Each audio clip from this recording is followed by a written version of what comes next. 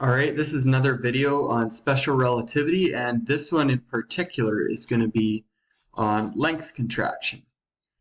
And so this is the question that we're set up with.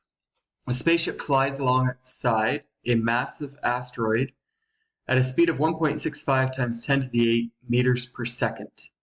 So they're both whizzing through space at 1.65 times 10 to the 8 meters per second. And the spaceship measures the length of the asteroid to be 5.89 times 10 to the 4 meters long. And the question is, how long is it according to calculations from astronomers on Earth? Okay, now this is our formula, our length contraction formula. And we have two L's, L and L0. And so L0, L sub 0, that is the proper length, or the rest length. And that is the length measured from the perspective of someone who is at rest with respect to that length. They have a tape measure, and that tape measure is not moving with respect to the thing that is being measured, with respect to the length that is being measured. Now, even though this spaceship is moving, and it's moving very fast, it is not moving with respect to the asteroid. Okay, so it is moving along with it. And so from the perspective of the spaceship, it is stationary with respect to that length. Whereas the astronomers on Earth, even though the Earth isn't moving, it is moving with respect to this length.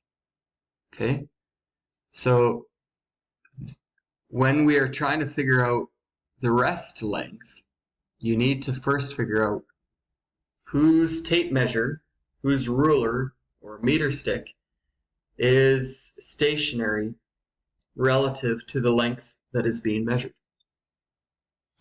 So for this one, our proper length, our rest length, is being taken by the spaceship because it is not moving with respect to the asteroid.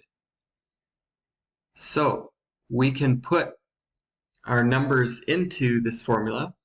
We have L0, and that is 5.89 times 10 to the power 4.